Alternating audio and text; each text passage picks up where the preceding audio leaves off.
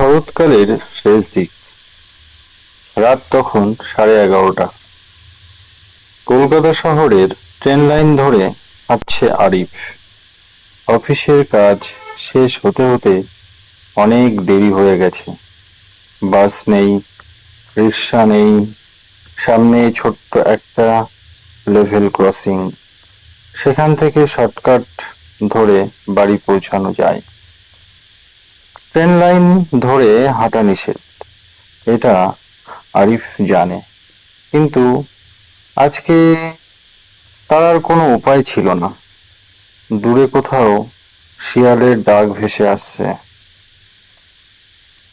বাতাস হালকা কুয়াশা নিয়ে বইছে।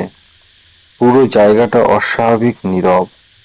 হাঁটতে হাঁটতে হঠাৎ আরিফ দেখে লাইনটার পাশে একটা বৃদ্ধ দাঁড়িয়ে আছে। সাদা ধুতি, কালো কোট আর মাথায় টুপি। রাতের অন্ধকারেও লোকটার চোখ দুটো অস্বাভাবিক চকচক করছে। আরিফ একটু থেমে গেল। কোথায় যাবেন বাবা? লোকটা জিজ্ঞাসা করলো। আরিফ বলল, এই লাইন ধরে গেলে কালাইপুর রোডে নামা যায় তো? বৃদ্ধ হেসে মাথা নেড়ে বলল, যায়, কিন্তু আজ ওই রাস্তা ধরা ঠিক হবে না। আজ শেষ ট্রেনটা দেরি করছে, সাবধানে থাকবেন। এই কথা বলে বৃদ্ধ ঠিক যেদিকে আরিফ দাঁড়িয়েছিল তার পেছনেই মিলিয়ে গেল কুয়াশার ভেতরে। মুহূর্তে অদৃশ্য। কোনো শব্দ নেই, কোনো পায়ের আওয়াজ নেই। আরিফের গা শিরশির করে উঠল, কিন্তু এখন আর ফিরে যাওয়ার উপায় নেই। সে হাঁটা শুরু করলো আরো দ্রুত। একটু এগোতেই দেখতে পেল লাইনটার পাশে একটা পুরনো সিগন্যাল পোস্ট। পোস্টার লাল আলো হঠাৎ জ্বলে উঠল। কিন্তু অদ্ভুত ব্যাপার হলো, এখানে তো কোনো স্টেশন নেই। এত বছর ধরে এই লাইনের সিগন্যাল কখনো জ্বলে না। এটা পরিত্যক্ত। আরিফ থমকে গেল। ঠিক তখন দূর থেকে ভেসে এলো গরম বাতাসের মতো শব্দ, যেন ট্রেন আসছে। রেল লাইন কাঁপতে শুরু করলো, কিন্তু কোথাও কোনো আলো নেই, কোনো হেডলাইট নেই। শব্দটা শুধু বাড়ছে বাড়ছে, তীব্র হচ্ছে। হঠাৎ একটা কালো রঙের ট্রেন যেন কুয়াশার মধ্যে থেকে বেরিয়ে এলো। কোনো আলো নেই, কোনো শব্দ নেই, তবু লাইন কাঁপছে। বাতাস ঘুরছে, যেন নীরব এক ছায়া ট্রেন।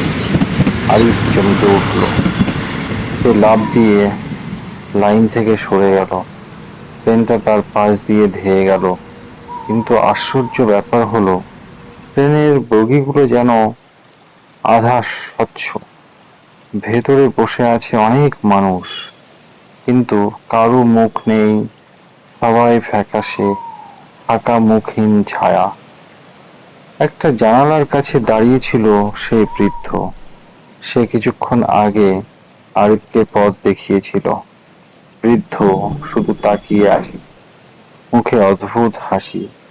আরিফের বুক ধক করে উঠল। ট্রেনটা চলে যাওয়ার পর চারিদিক আবার ফিরল নীরবতায়। কিন্তু আরিফের চারপাশে অনুভূত হলো ঠান্ডা একটা ভৌতিক শূন্যতা। সে অন্ধকারের মতো দৌড়াতে লাগলো। প্রায় দম ফুরিয়ে যাওয়ার সময় সে পৌঁছালো নিজের বাড়ির দরজায়। দরজা ঠেলে ভেতরে ঢুকে পড়ে সোফায় ধপ করে বসে গেল। মিনিট পাঁচেক পর সে দরজার লক বন্ধ করতে এগোতেই দেখল দরজার নিচ দিয়ে একটা কাগজ ঢুকিয়ে দেওয়া হয়েছে। আরিফ কাগজটা কাঁপা হাতে তুলল। লেখা আছে, এখন যেও না, শেষ ট্রেন এখনো যায়নি। আরিফের হাত থেকে কাগজ পড়ে গেল। দরজার বাইরে থেকে আবার ভেসে এলো নীরব ট্রেনের কাঁপন, এবার আরো কাছাকাছি।